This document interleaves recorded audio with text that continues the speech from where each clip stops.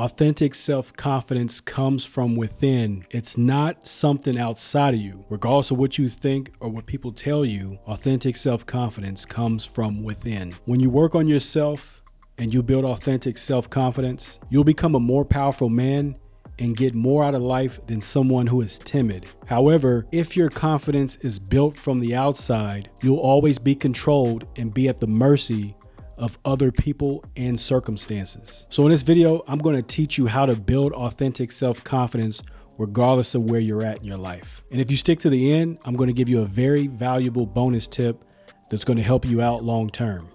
So what is self-confidence? Not to confuse this with just confidence. There's a big difference between having self-confidence and being confident in the things that you do. They're two different things. Having self-confidence is the mindset of confidence in yourself. This is regardless of experiences or outside evidence. However, having confidence in what you do is based on your experience and outside evidence. So this is all outside. It's nothing within you. It's all outside. And one thing you have to think about is self-confidence as the baseline. That's where you start at. That's the starting point, is having self-confidence. Because if you don't have self-confidence, nothing else really matters. It doesn't matter what your job position is, what your career is, what your titles are. It doesn't matter at all.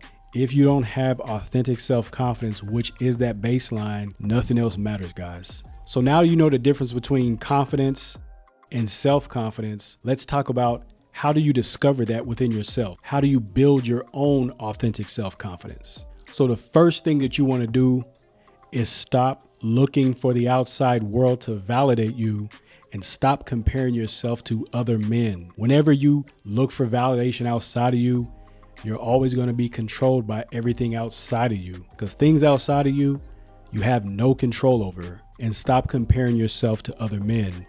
They're not you. You're not them. Focus on your life instead. That is very important. And the number one thing as a man is you got to focus on yourself.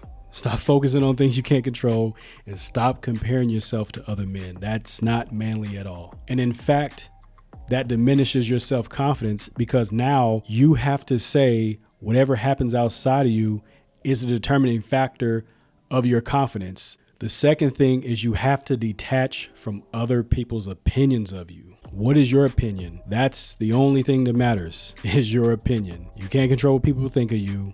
You can't control their opinions. It's outside of you. You can't control that. But you can control is what you think about yourself and your own opinions. The third thing you want to do is get to know yourself. The more you actually spend time introspection and you start to become aware of yourself, it helps you to really gain that confidence that you didn't know you have, because now you actually know yourself. It's just like things outside of you.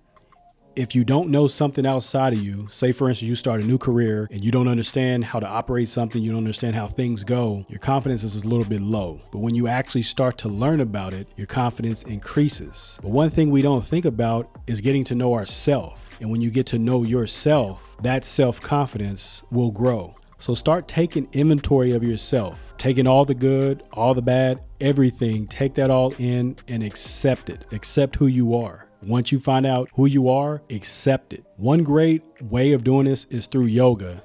And the reason why I bring up yoga is because it is powerful when you want to get to know yourself and you actually want to become aware of who you are. There's a huge benefit when you actually learn the philosophies of yoga and you apply the practices to your life. Don't just dabble in it a little bit, like actually learn how can you apply it to your life, and you'll see a big difference. I guarantee you.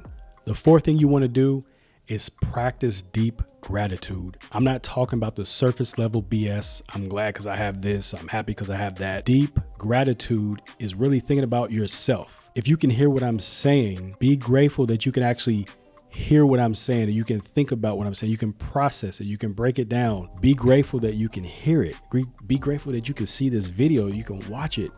If you're watching on a computer, a tablet, a phone, be grateful that you're able to do that. And you can take it even deeper. This can go even further than just self-confidence. You can take it as deep as the manufacturers of the phone, the stores that held the phone for you before you bought it, or maybe you ordered the phone, the people that deliver the phone to you. There's so many intricacies within gratitude that you just don't know. When you sit back and you actually think about, why am I actually grateful for what I have, or who I am, or what I have that somebody else may not have, it can change your life. When you have deep gratitude like this, your mind will not have time to think about the negativity or the fear. And this allows you to become more empowered. This allows you to become more self-confidence because you're grateful for the simple things, but you're grateful for the deep meaning of those things. People that have authentic self-confidence, they have a high level of gratitude. People that are not grateful, self-esteem is low, their confidence is low, and they look for things outside of them to validate their confidence. They try to learn this thing, that thing. They try to excel in this and that, but it's all external. But when you have that gratitude, it doesn't matter. Everything that matters is all internal. And that's what I want for you guys. Keep that in mind. So the bonus tip ties into yoga, and that's start meditating. I'm serious. Start meditating. There's so many benefits into meditating. I'm not going to go deep into it, but start meditating and you'll see how it changes your mind, your thoughts. You'll start to become more calm in certain situations and you'll think more clearly when those challenges come up. But at the end of the day, that's going to improve and increase your authentic self-confidence. There are many ways to meditate. However, you have to find out what works for you. Me personally, I like mindfulness meditation and focused meditation. Go ahead, YouTube it, Google it, look up different meditations, see what they're about, see what they have to offer, and try them out for yourself. And let me know what you think. Let me know how it works for you. So in this video, we talked about 4 ways to help you discover and build authentic self-confidence. We talked about the difference between confidence and actual self-confidence. We talked about what to focus on, and that's not focusing on the outside world or other men, that's focusing on you. We talked about detaching from other people's opinions of you. We talked about getting to know yourself through introspection and yoga. And we talked about practicing deep gratitude with the bonus tip of meditation. This has been another video by Saul Palmer, your life and relationship coach. Thank you for watching and stay tuned for next week's video.